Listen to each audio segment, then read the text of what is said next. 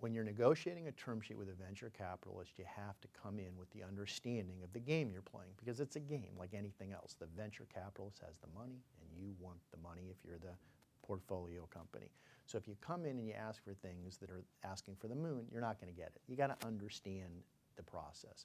So the typical things that you're going to have in a term sheet are who's going to be on the board, what are the liquidation preferences, what are the vesting schedules for the shares of the stock in the company, and what are the typical protective provisions. So you start out with and you understand that if you have stock that you own outright in the company, a typical VC is going to want 4-year vesting, where 25% vests after the first year, it's called a cliff, and then 1% thereafter for 36 months.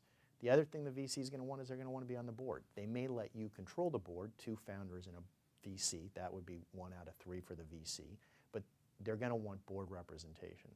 And then let's move to the area of things like protective provisions and liquidation preferences. You're going to negotiate in a liquidation preference. How much money goes back to the VC before the common shareholders get their money?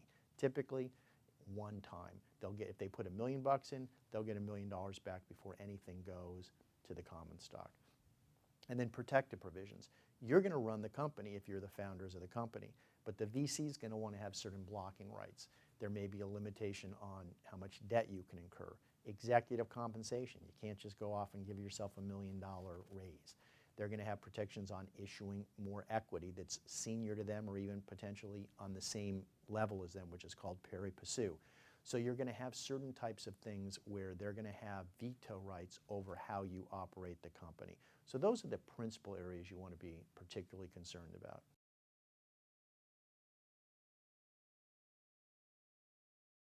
The typical mistakes that startups make range from not protecting their intellectual property. So they'll start with picking a name and they'll start branding their product, but they don't do the analysis as to whether or not under trademark law they're protected. People think if they pick a name and they start a corporation that they're protected. It's not that simple. So you have to do the trademark analysis early on. Second things people will do is they'll hire employees or consultants and they won't document those arrangements. And the challenge there is there's very stringent laws in California about minimum wage and overtime and things like that. And if you don't have proper agreements in place and you think, oh, it's my friend, it'll never come back to bite me, think again. It often does. So that's something you want to protect yourself about. And then the other area that people miss is how do they deal with initial equity? So for instance, they'll sometimes give somebody, hey, you can have 5% of the company. We'll call it non-dilutive. Well, the problem with that is when you issue other shares going forward, you do need the ability to be able to dilute somebody. So they won't properly value or document the equity grants that they make to people.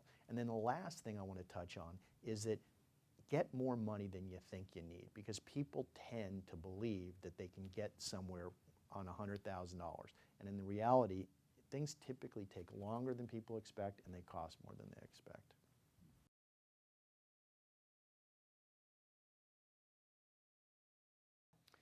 Vesting schedules for lawyers to put in place for startups and for founders is extremely important, because those people that are investing in startups don't want people to be able to walk out the door and keep their equity. They want there to be skin in the game. They want the backpack thrown over the wall. So for instance, if I invest $5 million in a startup and the founder has 10% of the company and it's not subject to vesting, they just own it outright from day one, they can take that $5 million in, they can hire a team to run the company, they can literally go across the street, keep their 10%, start another company, and get another 10%. Now they own 20% of 2 different companies. If the stock vests over a 4-year period, they can't walk out the door. They have to actually stay there to earn that equity, and that's extremely important to professional investors.